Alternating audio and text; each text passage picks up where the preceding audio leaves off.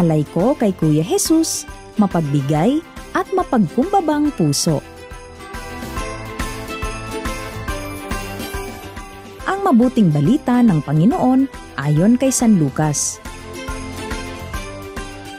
Noong panahong iyon, tinanong si Juan Bautista ng mga tao, kung gayon, ano po ang dapat naming gawin? Kung mayroon kang 2 baro, bigyan mo ng isa ang wala. Ganyan din ang gawin ng mga may pagkain, tugon niya.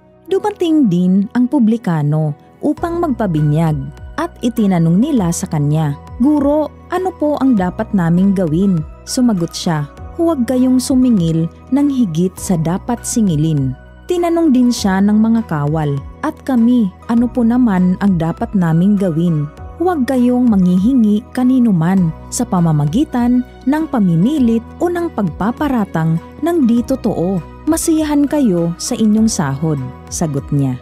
Nagahari sa mga tao ang pananabik sa pagdating ng Mesiyas at ang akala ng marami ay si Juan ang kanilang hinihintay.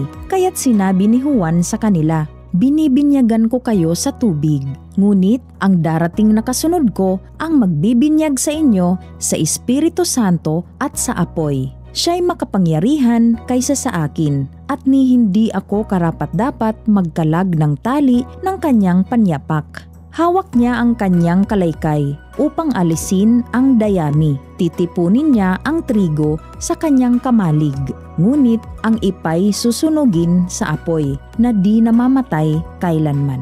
Marami pang bagay ang ipinangaral ni Juan sa mga tao sa kanyang pagpapahayag ng mabuting balita.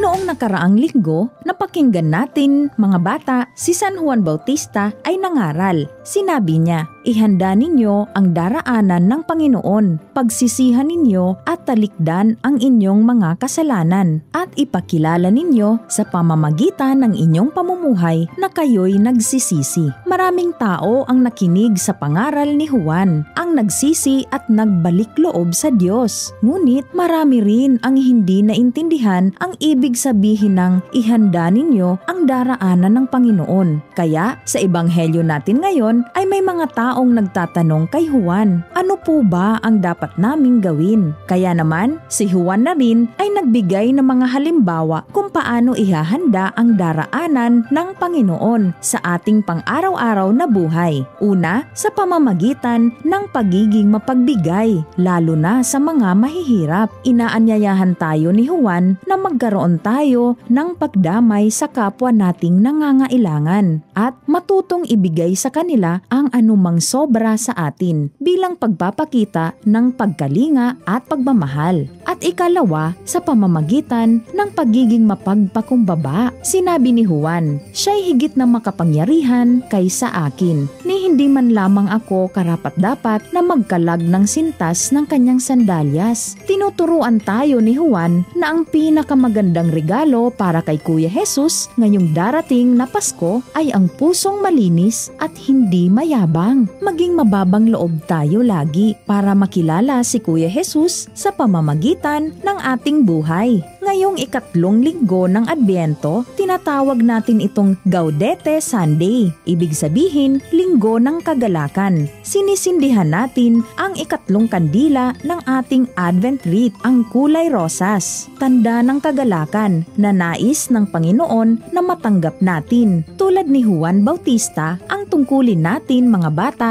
bilang mga Kristiyano ay dalhin ang mga kapwa nating bata kay Kuya Jesus. Ang pagkakaroon natin ng mapagbigay at mapagkumbabang puso ay isang magandang paraan para maranasan din nila ang kagalakan at kaligayahan sa kanilang buhay.